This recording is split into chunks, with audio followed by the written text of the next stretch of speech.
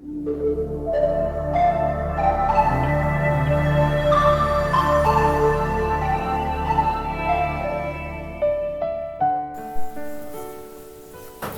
au nom du Père, du Fils et du Saint-Esprit. Amen. Rien que pour aujourd'hui, viens régner en nos cœurs et sois mon doux appui, mon Seigneur. Marie n'est qu'un instant qui m'échappe et qui fuit pour l'aimer sur la terre. Je n'ai rien qu'aujourd'hui, rien que pour aujourd'hui, viens régner en mon cœur et sois mon doux appui, mon Seigneur. Me soucier pour demain, oh non, je ne le puis. Guide en paix ma nacelle, rien que pour aujourd'hui, rien que pour aujourd'hui, viens régner en mon cœur et sois mon doux appui, mon Seigneur. On va prendre un petit temps de prière spontanée. Seigneur Jésus, merci d'être présent parmi nous ce soir autour de ta parole.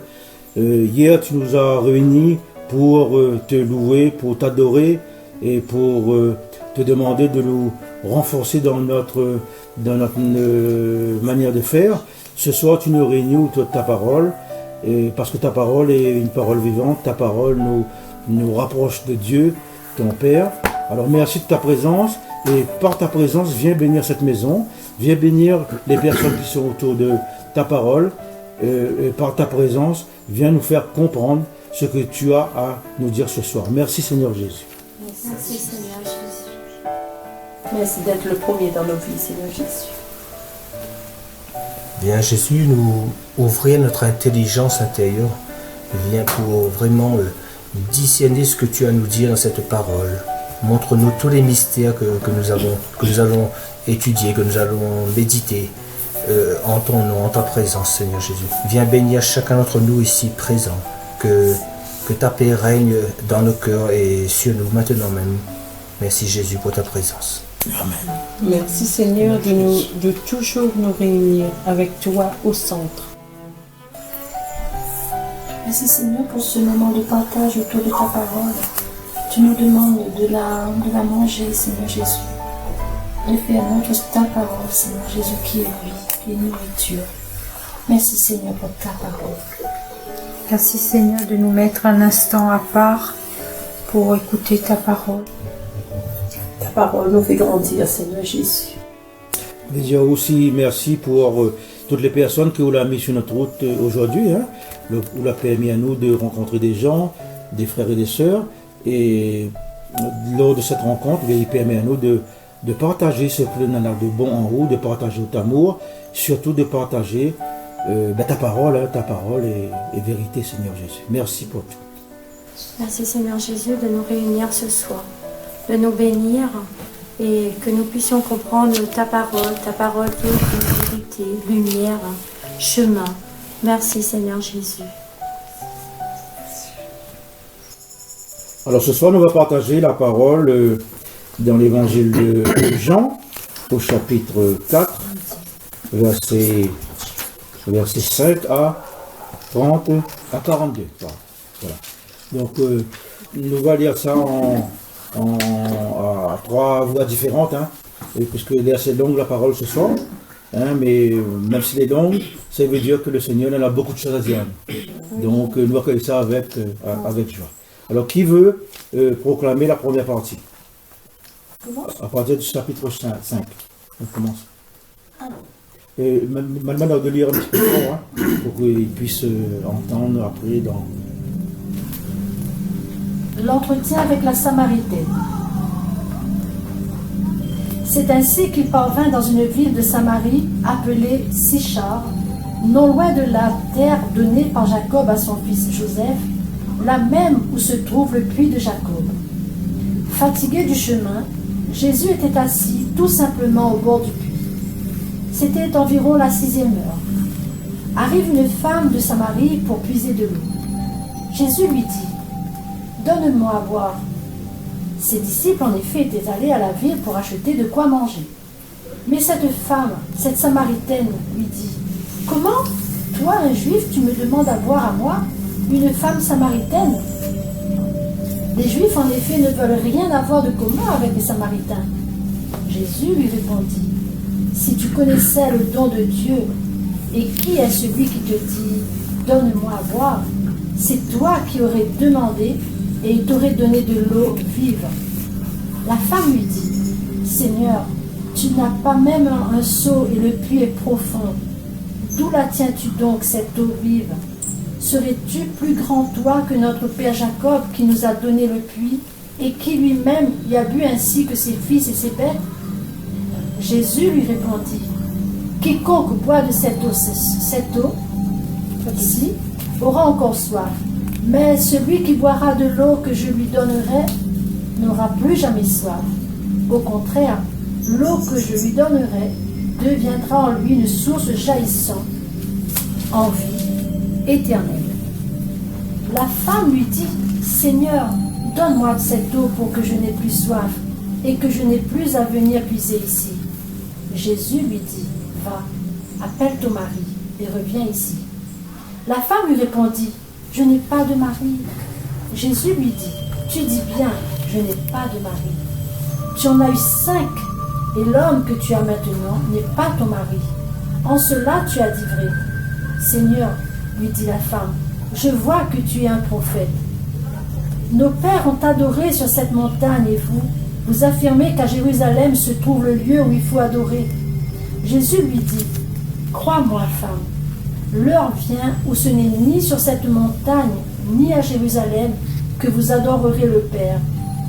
Vous adorerez ce que vous ne connaissez pas. Nous adorons ce que nous connaissons car le salut vient des Juifs. Mais l'heure vient, elle est là, où les vrais adorateurs adoreront le Père en esprit et en vérité. Tels sont en effet les adorateurs que cherche le Père. Dieu est esprit, et c'est pourquoi ceux qui l'adorent doivent adorer en esprit et en vérité. La femme lui dit, je sais qu'un Messie doit venir, celui qu'on appelle Christ. Lorsqu'il viendra, il nous annoncera toutes choses. Jésus lui dit, je le suis, moi qui te... À ce moment-là, ses disciples arrivèrent. Ils étaient surpris de le voir parler avec une femme.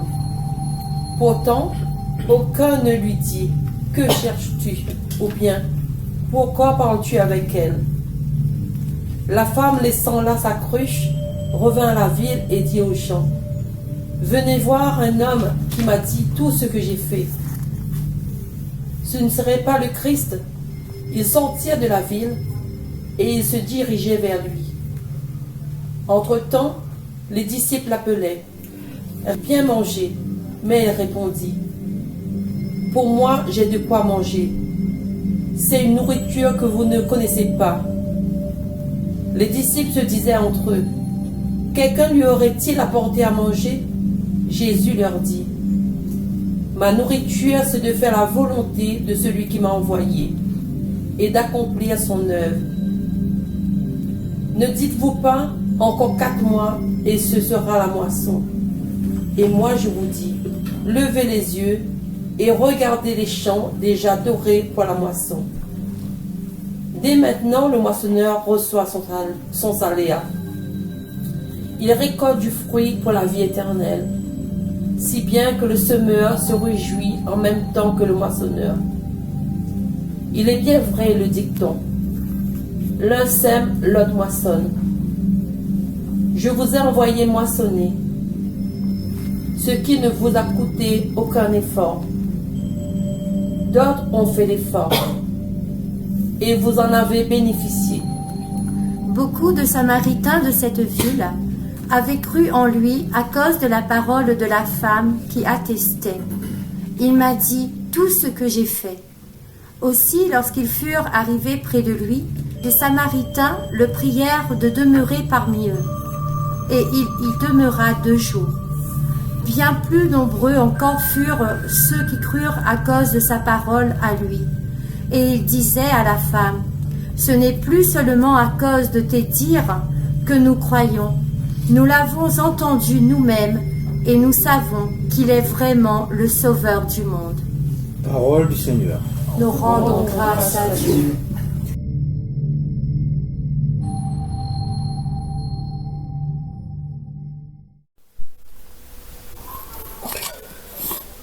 Bon, maintenant, nous allons faire ce que nous appelle un banquet de la parole. Nous allons prendre un mot ou un groupe de mots dans le passage que nous venons de proclamer et nous allons dire ça à voix haute. En fait, c'est une manière de partager la parole de Dieu. C'est comme si nous avions un gros gâteau là au milieu de nous et chacun il pioche un petit morceau pour faire descendre dans l'organisme. La parole de Dieu, comme il disait, c'est une parole que les vivants, c'est une nourriture spirituelle. Donc le fait de faire descendre cette parole au fond de nous-mêmes, ben, il permet à nous de rapprocher nous de Dieu, il permet à nous de bénéficier les grâces que le Seigneur donne à nous dans la vie de tous les jours. Voilà. Samarie. Donne-moi à boire. Fatigué. Puis, Don de Dieu. la route, En esprit et en vérité. Quiconque boit de cette eau. Jésus. assis près de la source. Samaritain. Donne-moi à boire. Une femme, Adorer. Tu es juif. Vérité. Jésus. don, Puis de Jacob. Tu es un prophète. Sauveur. J'ai à manger une nourriture que vous ne connaissez pas. grand, Je sais qu'il vient le Messie. La 6e heure. Maître. Le salut vient des Juifs.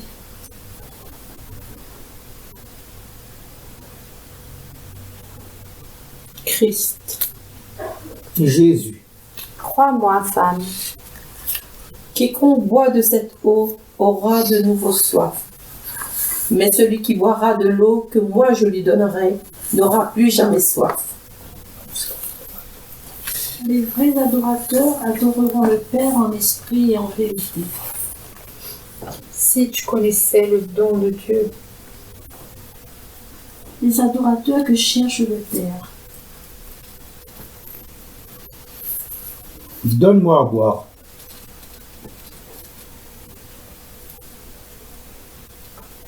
L'un sème, l'autre moissonne. Je le suis. Pour moi, j'ai de quoi manger. C'est une nourriture que vous ne connaissez pas. Seigneur, source jaillissant en vie éternelle. Christ.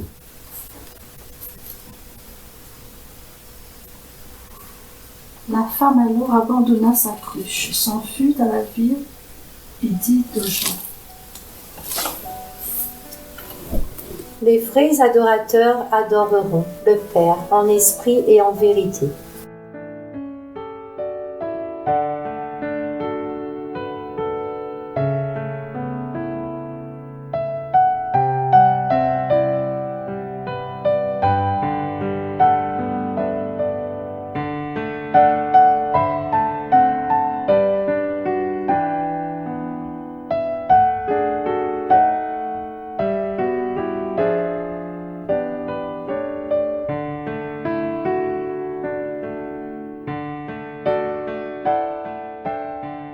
Quand Jésus il dit tu dis bien. Jésus, il enfonce pas elle, il dit pas, il montre pas elle ses péchés, il montre pas elle rien, tu dis bien. Donc tu vois, le Seigneur ne juge pas. Voilà. À aucun moment, le Seigneur n'a dit devant elle rien du tout de ses péchés, mais en fait, on la valorise à elle en fait en disant tu dis bien, tu dis bien. Et là, il dit tu dis bien, je n'ai pas de mari, tu as eu 5. L'homme que tu as maintenant n'est pas ton mari, et cela tu as dit vrai. Tu dis bien et tu as dit vrai. Donc le Seigneur, il aime, voilà, la vérité elle a reçu, elle a reconnu ce que le Seigneur est en train de dire devant elle, et le Seigneur, en fait, pour la revalorise à elle en disant tu dis bien. Et moi, ça qui interpelle à moi aussi, c'est ce passage-là, autour du verset 30, 37 par là. Quand il dit celui qui récolte reçoit déjà sa récompense et il rassemble tout pour vivre toujours avec Dieu. Alors celui qui sème et celui qui récolte sont joyeux tous les deux. Et un petit peu plus loin il dit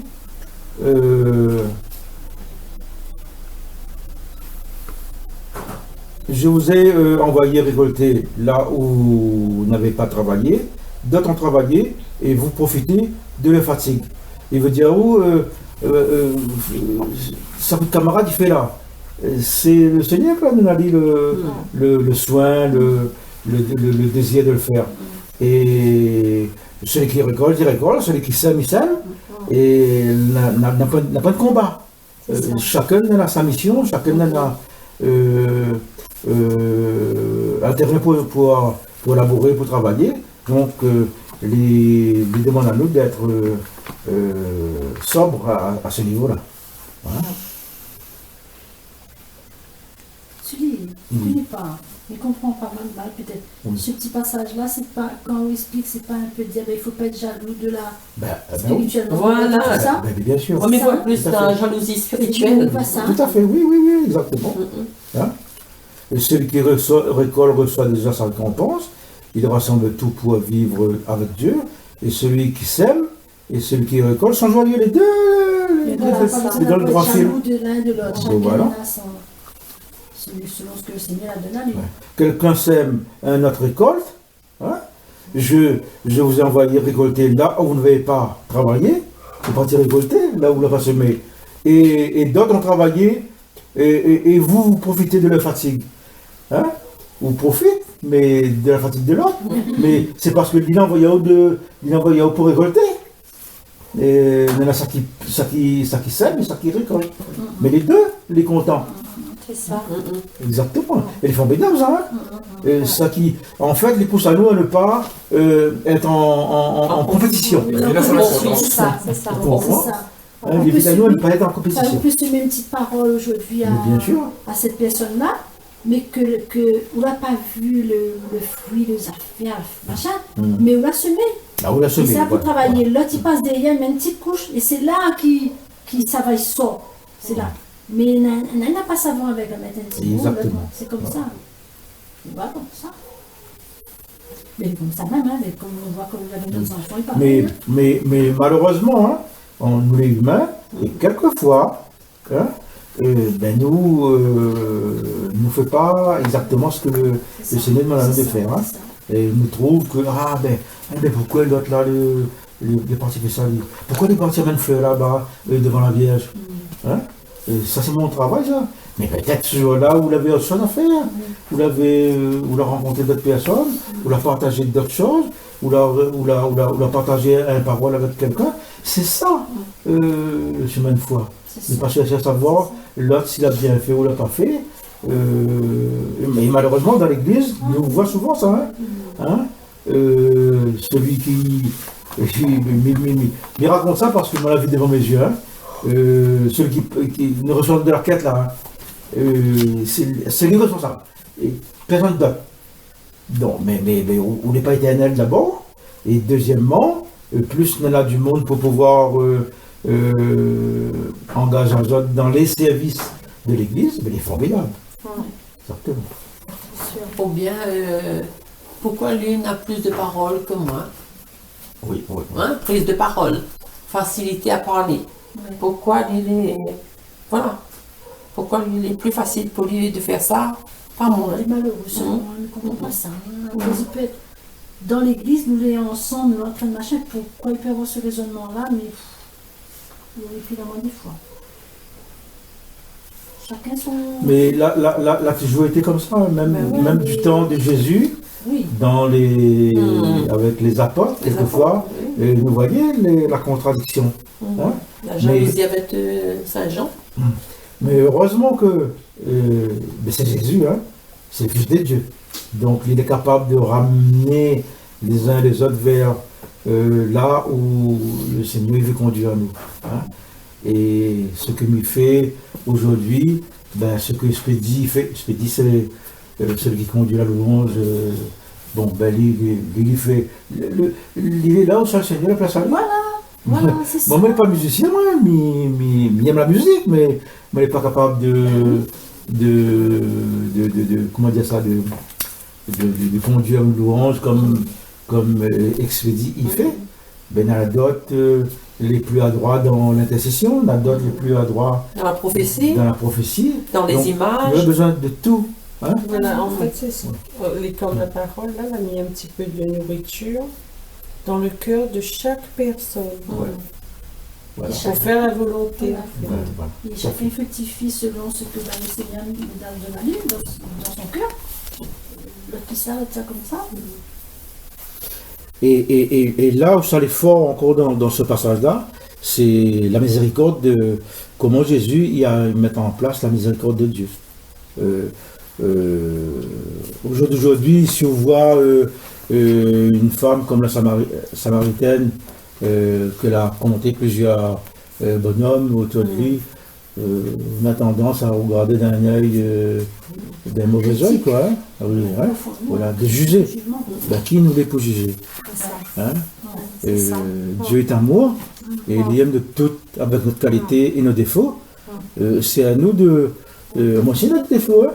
C'est à nous de prendre nos défauts, de mettre dans notre poche, alors mettre un mouchoir par-dessus, au moins ils ne sortent pas, et de mettre en avant nos qualités. Nous tous avons des qualités.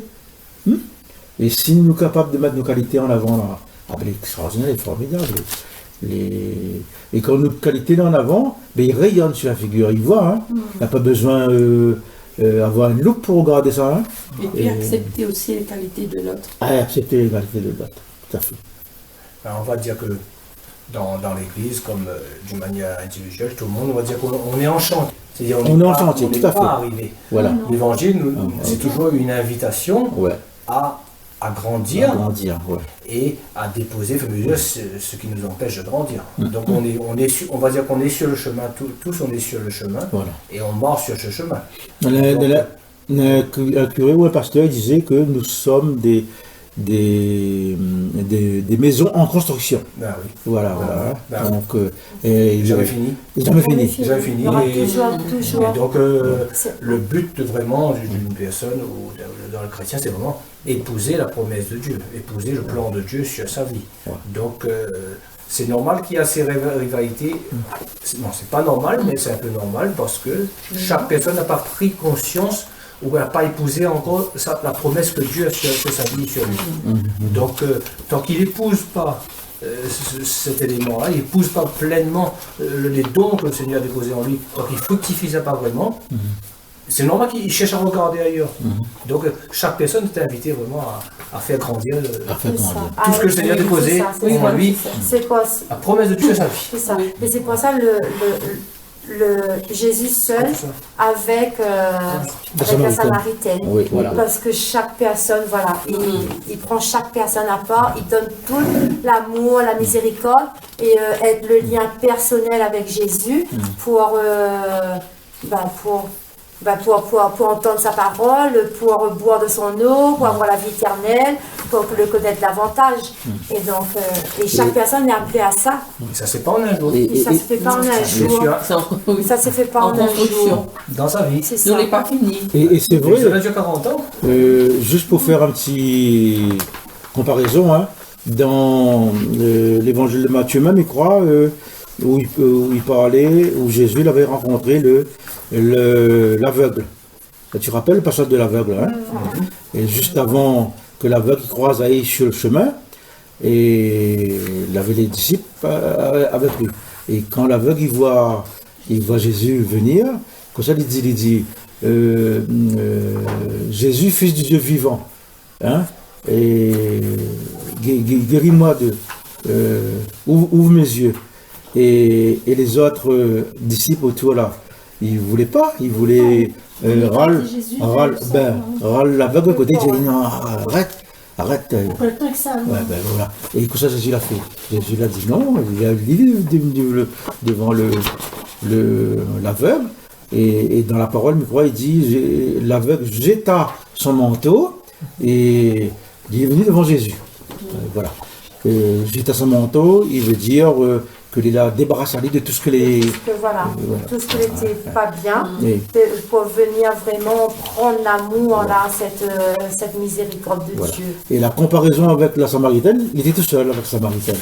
Parce que mon épée pense que s'il avait d'autres autour de Jésus, il aurait dit à lui, ben Jésus, toi cette femme-là. C'est ça. Ben oui, c'est ça. Hein? C'est ça, parce que voilà quoi. Voilà.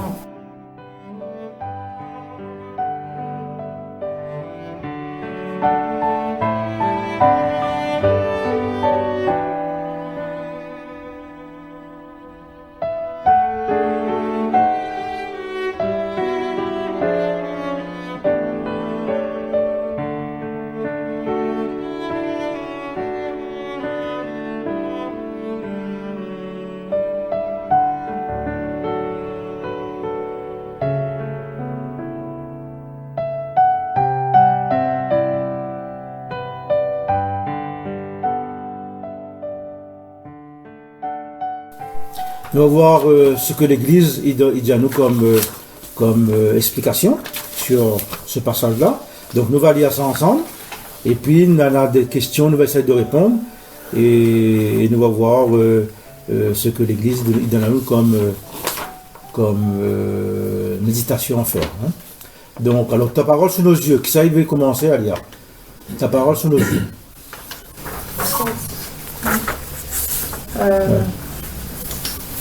Nous sommes au chapitre 4 de l'Évangile selon Saint Jean.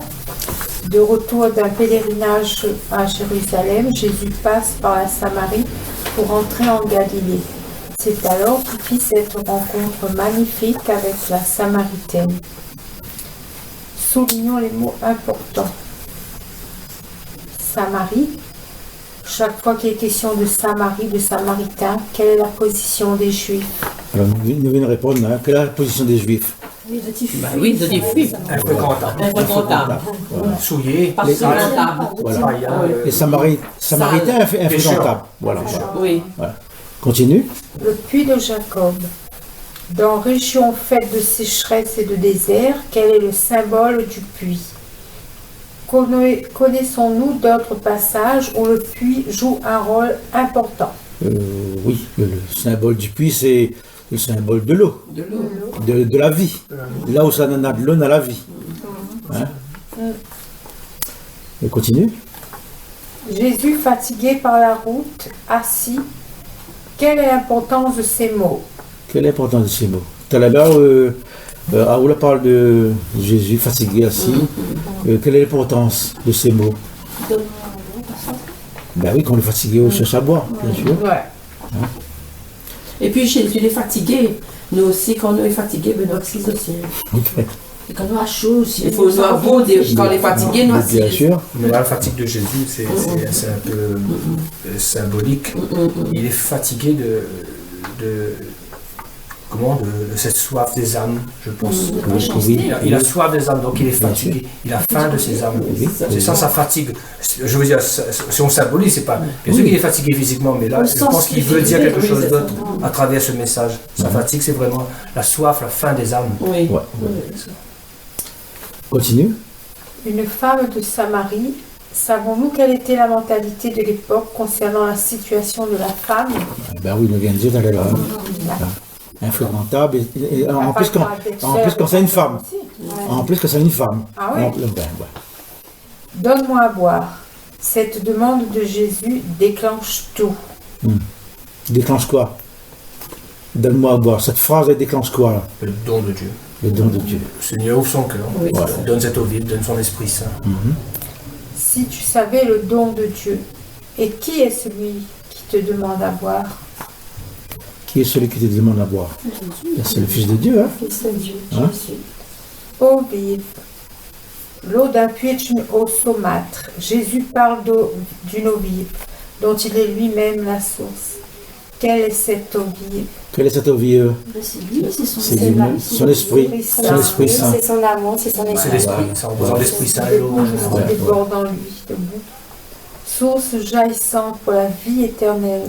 Nous savons quelle est cette source vive qui jaillit en nous. Depuis quand? Alors, depuis quand? Amen. Ben oui. Le L'eau. Pas vrai? Va chercher ton mari. Pourquoi cette demande impérative de Jésus à la femme? Pourquoi? Mais pour votre il connaît la vie de la femme. Ben oui. Pour faire comprendre à elle que ben, Dieu, il connaît tout. Hein. Mais avant notre naissance, il connaît. Hein. Oui, en secret, il connaît tout. Ben, bien sûr. C'est ça. Pour faire Mao dans une maison, Oui. la prendre pas du tout, C'est ça. ben, il va voir ce que c'est en train de faire. Il fait remonter. C'est ça. Hein? Devant Dieu, Il fait remonter rien notre n'est péché. caché. Oui, Ouais, c'est ça. ouais. Il faut nous offrir sa miséricorde. C'est ça. Tout à Je fait. peux dire une petite anecdote par rapport Oui, à ça. oui. Juste des petits mots. Quand on s'est dit oui, on peut aller où ça veut, Jésus connaît tout ça. Là, une fois, on avait fait un retraite Mhm. et tellement la secoué. Un homme, il ne voulait plus rester, mon vent. Mhm. Et le pasteur, il avait prêté aussi, le pasteur Carlos Pagnon, et puis il avait le père. Mais que Pas plus là. Non, pas ça, C'est pas pas ça, ça. ça c'est là-bas. Et pareil, il connaissait ce que nous avions au fond de nous. Il dit ça. Je préfère vous dire, mes frères et sœurs, il y a beaucoup parmi vous qui se disent, demain, moi, je ne viens plus, parce que ben, c'est trop. Et puis il dit, mais dites-vous bien que vous pouvez partir où vous voulez, hein. Le Saint-Esprit est derrière vous. Ah. La voiture de votre lit partout. Et le Ouais. régisse, il me regarde ensuite. Ouais. Oui, il fait, il vient plus demain. Ah, On va, comme ah tu vas où? Ah, ça oui. Hein. Ah, ben Après, on m'a dit, Seigneur, va, elle a dit, va où tu veux, mais où tu dois. Ah. Si je dois mourir, je préfère mourir là avec ces gens-là que chez moi dans mon lit. Ouais. C'est une petite anecdote. Et continue. Va avant. Adorer le Père. Les vrais adorateurs adorent le Père, en esprit et en vérité. Que veut dire Jésus? Que veut dire Jésus? C'est que la rencontre à lui, que ben, quand on a aussitôt les personnes là-dedans, que la rencontrer Jésus ce moment-là, ben, il adore à lui parce que de plus en plus on a connu l'amour, ça il connaît que c'est Jésus, ça il connaît que c'est le Fils de Dieu, et donc ça il adore en esprit en vérité. Oui. À mon sens, en esprit, en vérité aussi, il veut dire sincère. Sincère. Sincérité. Sincère. On peut aimer quelqu'un comme ça. Oui, c'est ça. Miemao, hein. Mais en esprit, en vérité, c'est la sincérité. Il vient vraiment du C'est ça. fond de... L'offrande de nous. Le pas qu'on l'a fait Ben, bien devant sûr. Jésus, ben, les sincères et vérité, en Voilà. esprit en vérité, et ça il adore comme ça. Dieu est esprit. Pourquoi cette affirmation de Jésus est importante pour notre relation à Dieu? Et les images, les temples, les églises. Voilà. Alors, pourquoi c'est important à notre relation? Ben, en fait, c'est important parce que c'est notre force, c'est ça qui permet à nous d'être adorateurs vraiment de vrai aussi, voilà, c'est dans cet esprit-là en nous, et c'est cette force-là qui conduit à nous, qui pousse à nous sur notre cheminement, sur notre chemin de foi, qui pousse à nous aussi à aller annoncer Jésus aussi. Voilà. Parce que nous, il m'a dit ça, on va aller. Voilà. Ah, là où touche les doigts, là. Ben, en fait, l'esprit ne peut pas voir Dieu. Pour voir Dieu, il faut nous les morts. Hein, pour voir Dieu, le visage de Dieu. Hein, parce qu'il est tellement trop éblouissant que physiquement, il brille là-haut. Hein, donc, et l'esprit, c'est le lien. L'esprit de Dieu, c'est l'esprit, ne voit pas lui, hein, mais nous connaît que il est là. Nous connaît qu'il existe. Et nous connaît que nous pouvons ressentir la présence de son esprit. Il ne peut pas voir. Non, on ne peut pas voir. Mais comme dit Jésus, nous connaît Dieu par lui. Oui. Donc, Oui, ah ben bien sûr. ouais, voilà, mais l'esprit même, comme on C'est dit, les ne peut trois, pas hein. voir. Ne voit Ne pas. peut pas voir, c'est ça. Père, Fils, Saint-Esprit. Le Messie, celui qu'on appelle Christ. Je le suis, moi qui te parle.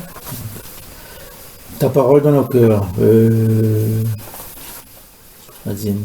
Ta parole dans nos cœurs.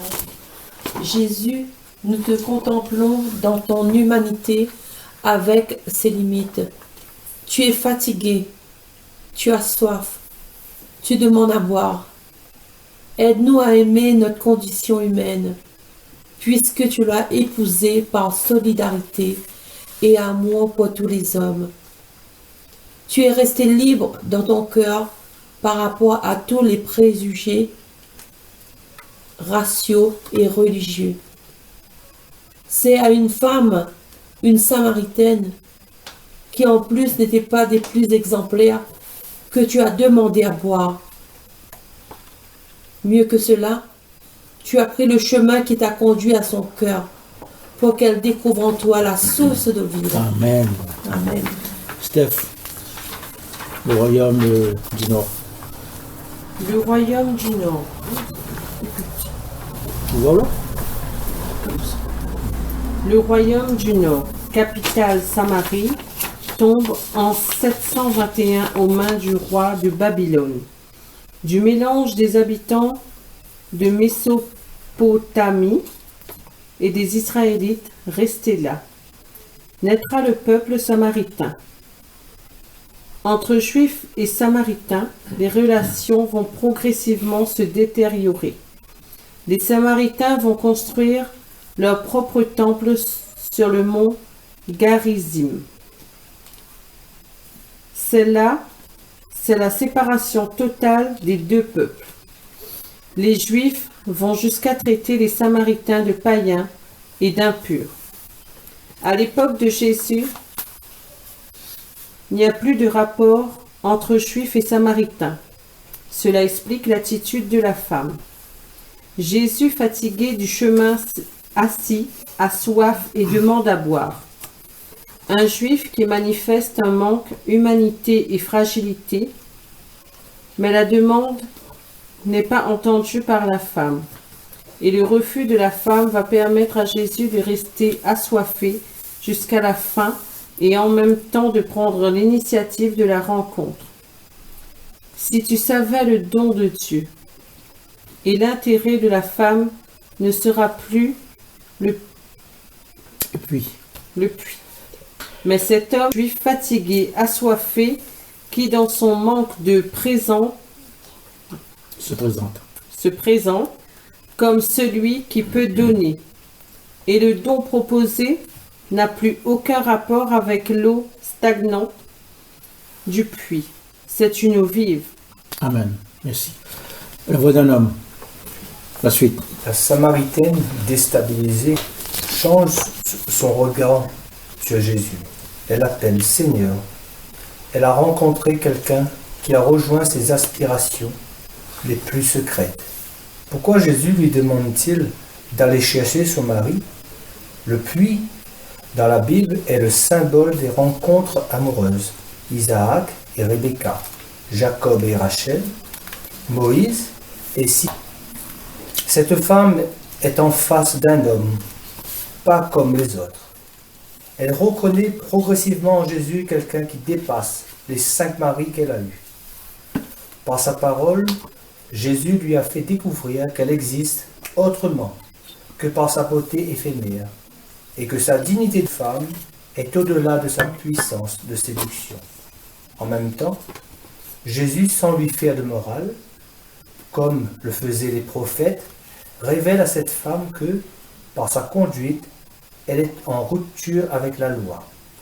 Jésus s'est révélé comme don de Dieu, celui par qui une loi nouvelle est proposée.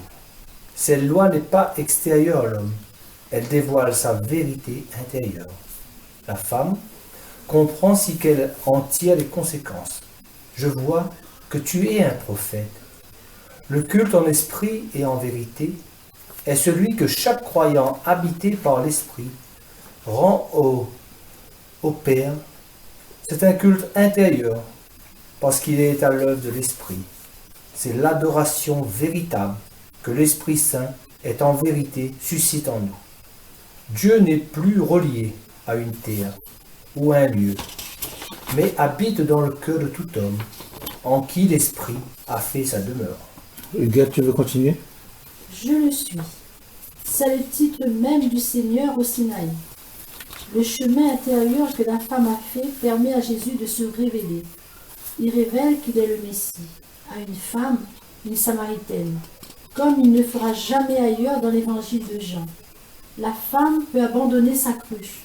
Dans sa soif de vivre et d'exister, elle a rencontré quelqu'un qui a mis en elle une source de vie. Témoin, ta parole dans nos mains. La parole aujourd'hui dans notre vie. Jésus a trouvé la route qui l'a conduit au cœur de la Samaritaine.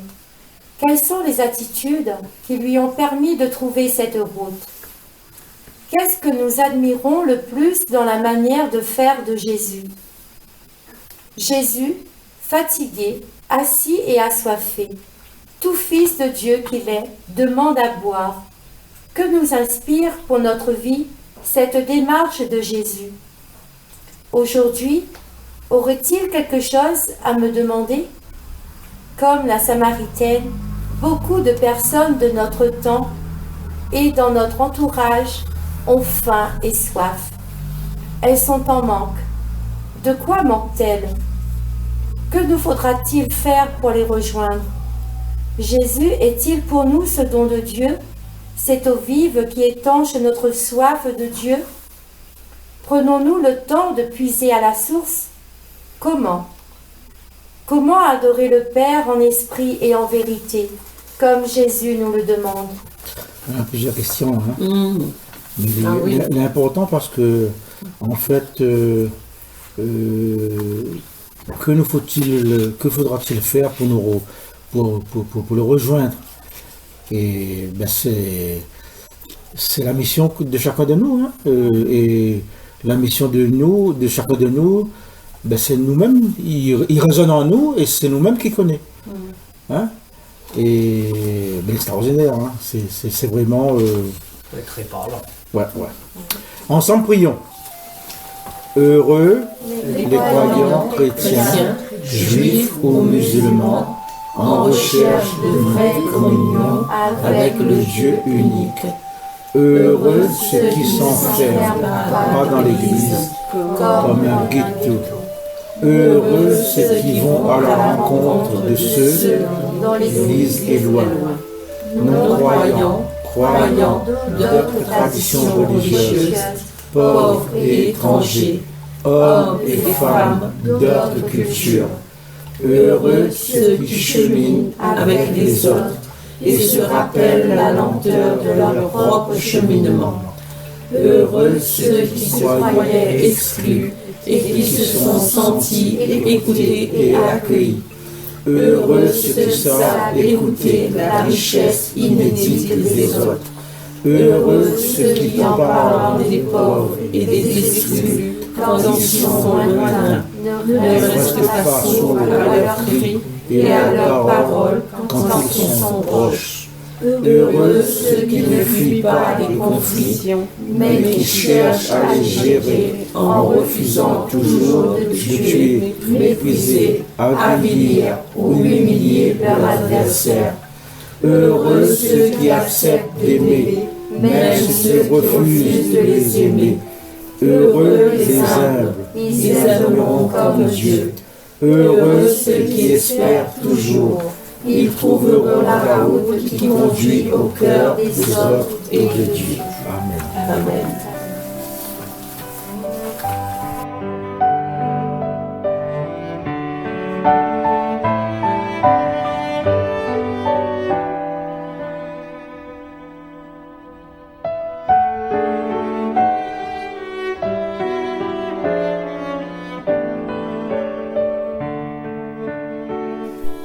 N'empêche que c'est une histoire triste, hein. Il touche le cœur. Hein.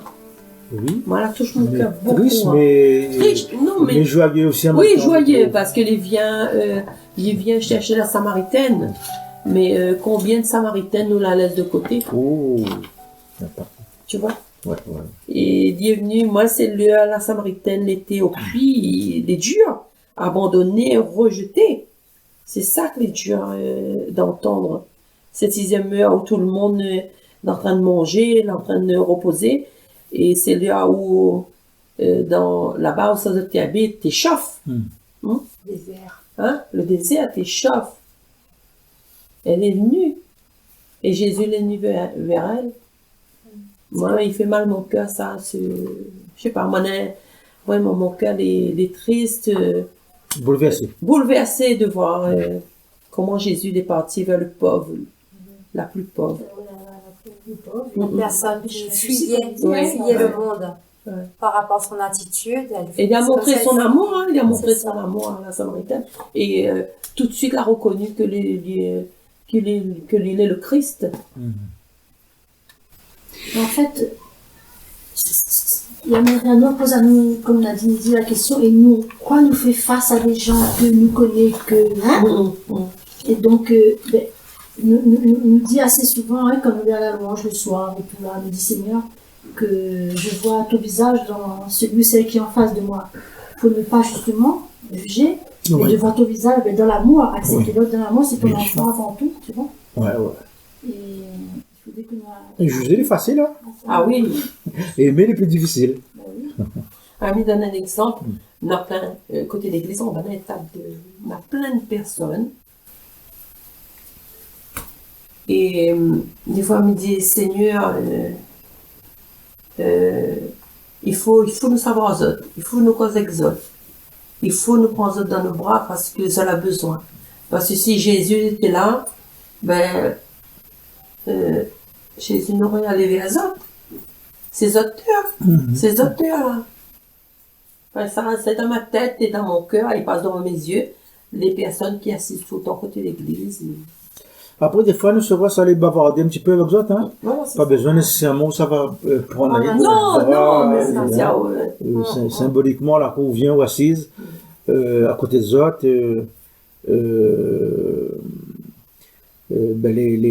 c'est déjà un geste d'amour. Voilà, bien sûr. Hein. Et puis, après, il ne faut pas regarder si l'autre il fait pas. Hein.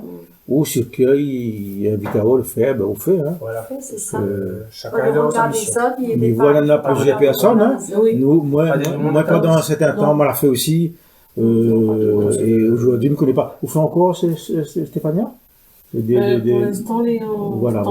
Mais pendant un bout de temps aussi, on l'a fait de partage des repas, des gâteaux, des sandwichs avec les SDF.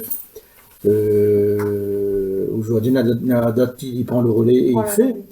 Mais des fois, il n'a pas besoin, il n'est pas obligé ou apporte des choses. Hein. Le fait de causer avec les autres pendant un petit moment, assis à côté des autres, il redonne aux autres du sens à notre vie. Après, c'est vrai que ces gens-là, on peut faire tout ce qu'on veut pour mettre dans une maison, dans le LTS, on n'est pas comme ça. Les autres, tu refuses. Donc, on va prendre un petit temps pour rendre grâce au Seigneur de ce moment, de ce rendez-vous d'amour, de ce moment de partage, de faire comprendre à nous la parole et nous voir comment le Seigneur il parle à nous à travers sa parole. Et il est tellement fort, il est tellement agréable de comprendre la parole de Dieu que nous peut que dire allez merci Seigneur Jésus, merci pour tout et merci surtout de ne pas abandonner à nous, de prendre à nous par la main et même des fois quand nous tournons à nous le dos par notre attitude, hein, on revient vers nous et on dit nous non, je suis le vivre. Donc merci Seigneur Jésus. Merci Seigneur Jésus. Merci Seigneur Jésus pour ce moment de partage, de nous avoir fait comprendre ta parole de mieux en mieux, Seigneur Jésus. Qu'elle reste dans nos cœurs, Seigneur Jésus, pour que nous puissions aussi t'aimer et venir à ta rencontre, avoir aussi soif de toi, comme tu as soif de nous, Seigneur. Merci Seigneur, merci. Seigneur Jésus, on connaît, où ça n'est pas bon, où ça ne veut pas montrer, Seigneur Jésus, et c'est là qu'on vient rejoindre à nous, Seigneur Jésus. C'est dans ces moments-là qu'on vient, on cause avec nous, on dit à nous qu'on est le Christ, et qu'on a besoin de nous pour prier au poids d'en haut, en esprit et en vérité. Oh Jésus, tu es bon, Seigneur Jésus. Tu es un Dieu d'amour, Seigneur.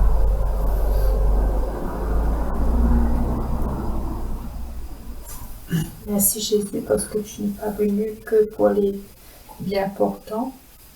Tu es venu relever le faible. Tu es venu pour moi-même déjà. Merci, c'est pour ça que je te remercie. Tu pardonnes tous les péchés, tu es miséricordieux. Tu es si bon avec nous.